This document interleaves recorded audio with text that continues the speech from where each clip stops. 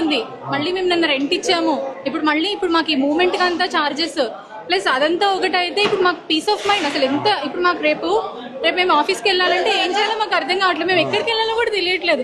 ప్రస్తుతానికి ఇప్పుడు మేము అందరం ఇట్లా కింద పెట్టుకొని ఉంటున్నాం సార్. ఇప్పుడు వాళ్ళు మధ్యాహ్నం అది కూడా కూలగొట్టేస్తాం అంటున్నారు. ఈ సామాన్లన్నీ ఎక్కడ పెట్టుకోవాల్సి వస్తుంది సార్? ఎవరు కూడా ఇప్పుడు వర్కింగ్ ఆఫీస్ వాళ్ళకి వాళ్ళకి ఎందుకు తెలుస్తుంది సార్? వాళ్ళకి ఎందుకు సార్ ఇవన్నీ? They don't need all these things కదా. వాళ్ళకి జస్ట్ సింపుల్ గా ఇప్పుడు అంటే వాళ్ళకి అంతే కదా, వాళ్ళకి తెలియదు కదండి ఇవన్నీ. ఎవరికో ఇంటిలో ఏదో అవుతుంది మాకు ఇంపాక్ట్ అవుతుందని నో వన్ విల్ ఎక్స్పెక్ట్ కదా. బట్ అసలు ఇప్పుడు మాకు ఏం అర్థం కావట్లేదు. ఈవెన్ ఇప్పుడు ఆన్ ద స్పాట్ మాకు ఇల్లు కూడా దొరకట్లేదు. మేము ఎక్కడికి వెళ్ళాలి?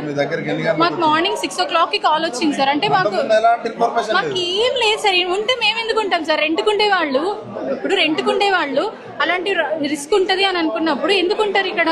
ఓనర్స్ అంటే మనం ఏదో ఫైట్ చేయాలేమో అనే థాట్ ఉంటుంది.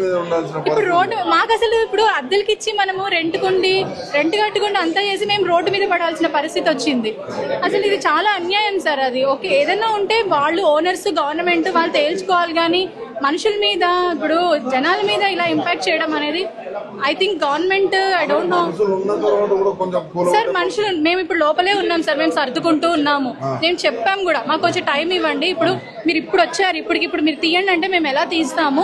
మేము ఆల్రెడీ అదే ప్లాన్ లో ఉన్నాం. కనీసం ఇప్పుడు వాళ్ళు చెప్పంగానే మనకు ఒక ఆలోచన రావాలి కదా సార్, ఎక్కడికి వెళ్ళాలి, ఏం చెయ్యాలి? ఇప్పుడు కిందకి పిల్లలు ఉన్నారు, వాళ్ళని ఏం చేయాలి కూడా అర్థం అంత టైం కూడా మాకు ఇవ్వలేదు. ఇమీడియట్ వెళ్ళిపోండి అని తరుముతూనే ఉన్నారు సార్. మేము అక్కడ సర్దుకుంటూనే ఉన్నారు. మా బాల్కనీస్ మొత్తం పగలగొట్టేశారు. ఇప్పుడు సడన్ గా మేము నుంచోనే ఉన్నాం అక్కడ, మేము డోర్ దగ్గర నుంచోనే ఉన్నాం, పగలగొడుతూనే ఉన్నారు.